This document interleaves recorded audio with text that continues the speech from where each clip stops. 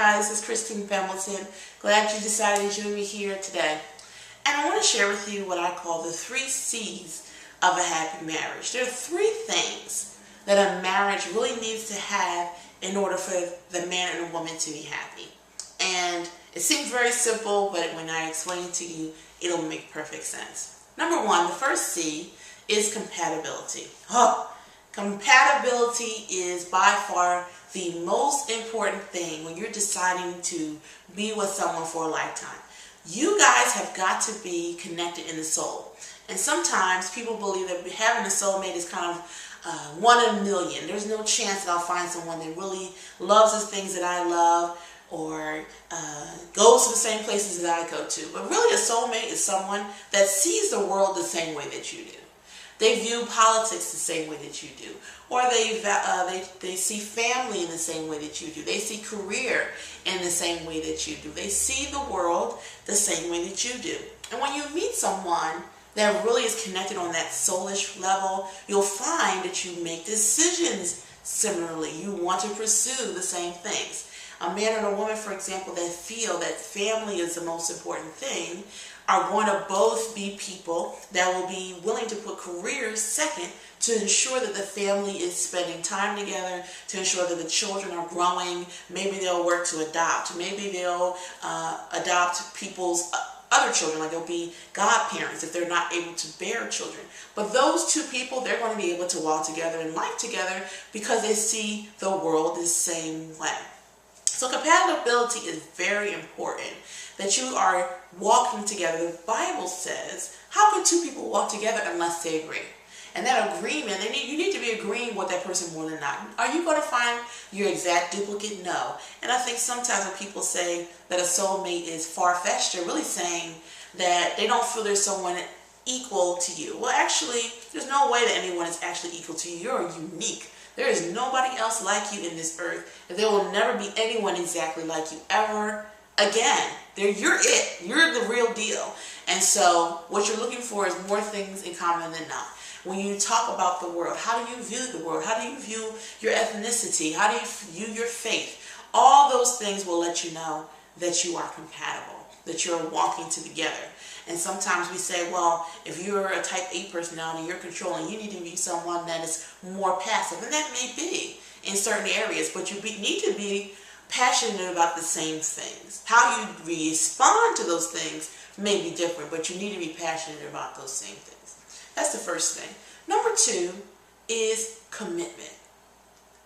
Most people today are not very committed. Used to be, you will go to a job, you will work at that job for 40 years, you will retire. There was a mindset that I'm going to go to this place, I'm going to be here for X amount of years, and then transition into something else. People today, they leave their job after 2 months. They are jumping from one thing to the other. You can change cell phone carriers from one thing to the other without any real ramifications. There's no weight put on commitment.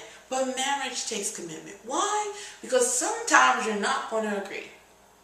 Sometimes you're not going to see things the same way. Sometimes you're going to make mistakes, and your spouse is going to have to live with the decisions that you made.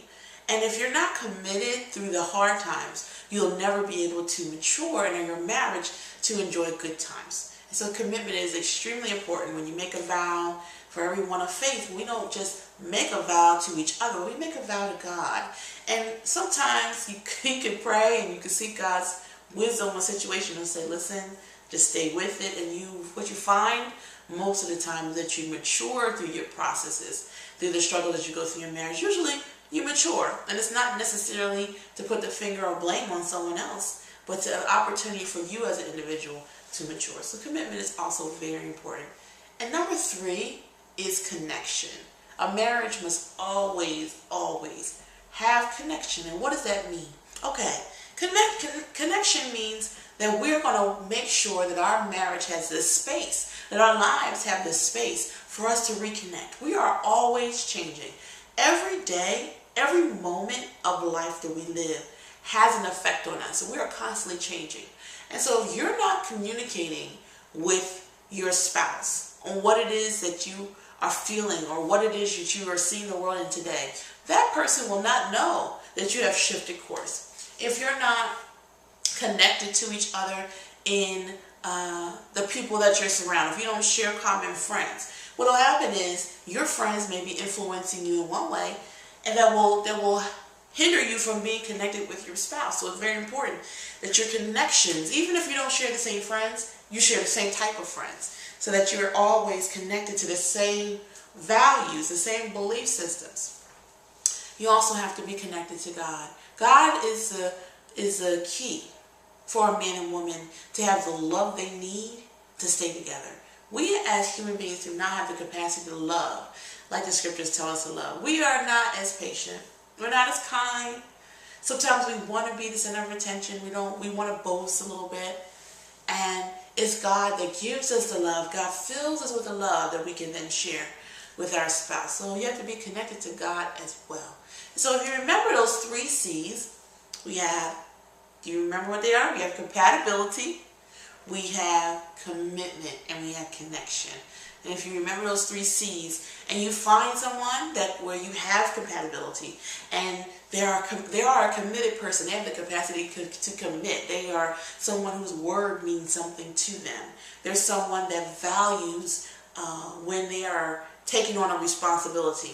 And if you are connected, of course we're talking about the soulful connection again.